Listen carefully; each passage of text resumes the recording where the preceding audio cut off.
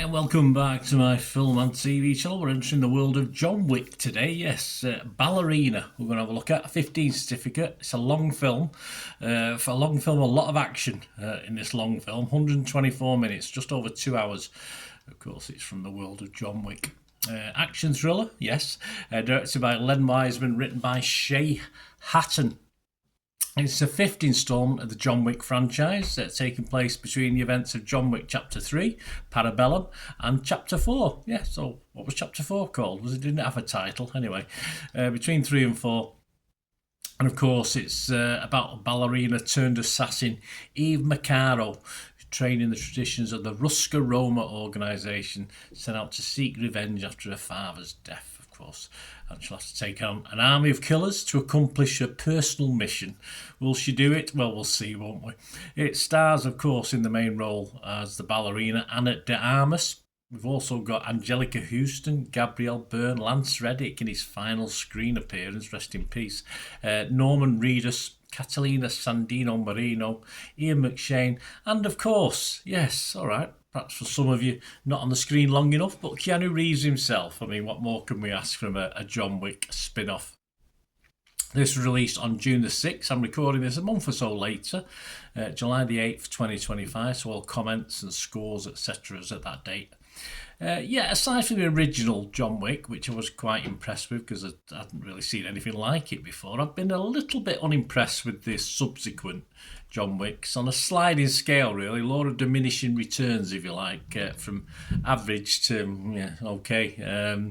But I did have high hopes for this spin-off because of the character that we're talking about. And when I say unimpressed, it's too much action for me. I'm not a big action. I like action in films, but I like a good story.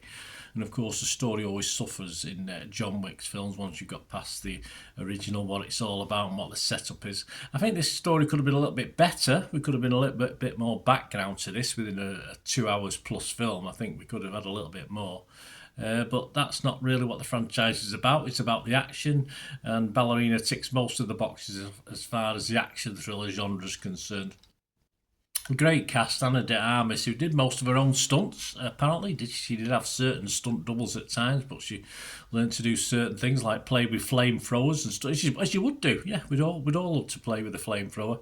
And she, even in the downtime, she was not a bad actress as well, not a bad actor, should I say. I can't say actress now, can I? So when she had to do a bit of acting, she was quite capable. I wouldn't have minded a little bit more acting, a little bit more story. And the film definitely sparked and exploded at times and damped at times, dampened out. Yeah, how do you stop a flamethrower? Well, there's a good way of doing it, but watch the film, you'll find out.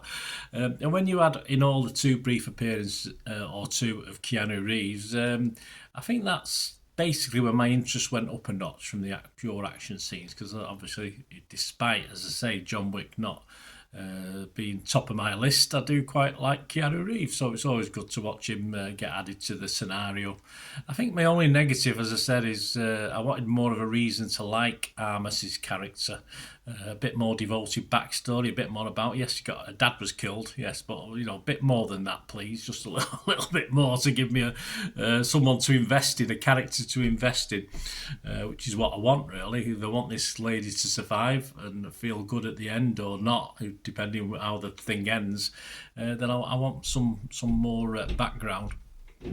And of course, with the supporting cast, the likes of Angelica Houston, Gabriel Byrne, Ian McShane, and let's say sort of quieter on the phone roles, etc. It's always very watchable with those characters in the background as well. Clinny Gage from IGN website scored at 80. They liked it. Said it's a spin-off that knows why the John Wick series has been so successful and both effectively follows the rules while adding to the ever-expanding world. While it takes a good portion of its screen time to find confident footing, when the second half gets moving, the energy is undeniable as Ballerina becomes one funny, bloody and creative fight scene with another. I'm hoping for an encore. I think the film does exactly what you expect of it. It does exactly what it says on the tin. Anyone expecting anything different is a little bit odd. You know what you're going to get with this. William Bibiani from The Rap scored it 73. He likes it. He makes a point, which is possibly why I've sort of liked the John Wick films less as they've moved along. He said, a cluttered mess with a boring storyline, but the action is often amazing and there's a genuine sense of humour to all its weird duels to the death. There's something that's been absent from self-serious John Wick movies for far too long, an acknowledgement of their own wackiness. Yeah, perhaps I may have even said it in reviews. Perhaps this John Wick series itself is a bit too up itself, not letting itself appreciate the dark comedic element of it, of course, because there's nothing real about this in a million years. But of course, this doesn't always necessarily fall into the same trap. It does try to be a little bit lighter, which is all good. Tim Roby from the Telegraph, he didn't like this at all. There's a few people didn't like it. He only scored it 20. He said Anna de Armas stars as a new Leafly Dull trainee assassin. Again, a bit more backstory. Keanu Reeves makes an emergency cameo, and the film is an absolute stinker. I just think Keanu Reeves' part in the film was probably, he's there. It's not to rescue anything. I know what Tim's getting at, but an absolute stinker. No, I think you've gone a bit over the top there, Tim. Yes, it is a bit dull. Needed more, but I think a stinker's too much to say from Tim there. This is pulsating ridiculousness, and this isn't Tim now, this is me, as you can probably gather.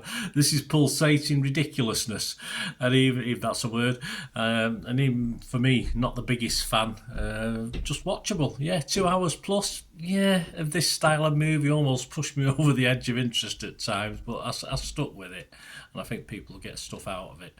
Some other scores: Rotten Tomatoes, 76% positivity on Rotten Tomatoes, 216 fresh, 68 rotten. That's now 217 fresh. That's what I think of it. The consensus of the website: equipping a steely Anna de Armas with creatively brutal action choreography and a pleasantly kooky origin story. More, please. Ballerina pirouettes gracefully onto the Wick versus centre stage. Metacritic, not as enamoured. 59 out of 100. That was 49 critics. 22 were positive, 24 were mixed, and there was 3 negatives. I'll add a positive to that. I've got to be just positive over mixed on this, so it's now 23 positive.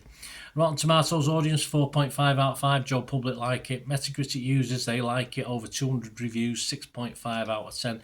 Internet Movie Database, 54,000 scores and reviews as I'm doing this recording, and it's getting a 7.1, so there's a lot of love out there from the public. For me, yes, a bit long for non-stop action nonsense in my mind. Knock out half an hour, a bit more backstory on the ballerina perhaps, and I might have enjoyed it a little bit more, a bit more story to it, but it's not all about the story with these things, is it? As I say, you know what you're getting with this sort of thing, and I'd be silly to think otherwise. So I'm going to give it my basic watchable score. It'll be worth more to other people, but I'm going to give it a 6 out of 10. Recommend it if you like the John Wick genre, and if you like the sort of characters involved. But if you want stunning plot, leave it well alone. Thanks for watching, guys. Please push those buttons if you enjoy what I try and do, and of course if you do want to help support the channel going forward, it's always possible to do that. There are ways of doing it, and all I ever ask, if you're interested, just keep watching and listening. Ways to help me out, guys: if you watch the ads, on this YouTube ads, that helps in a very little way, but it all helps. Watch the pennies and pounds look after themselves, they say, don't they? Or the pennies or the 10p's look after themselves. But if you watch the ads or follow the links on the ads as well, that's always a nice way to support the channel. If you sort of hang on for it, I've done that. I watched other people's and followed the ads, just something I fancied, which does happen from time to time.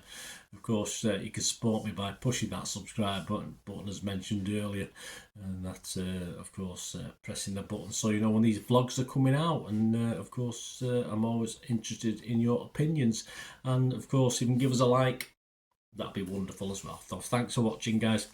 Hopefully I'll join you very, very soon with something else. Until we meet again, I'll never ask one thing, don't I? Please stay safe, everyone. Bye for now.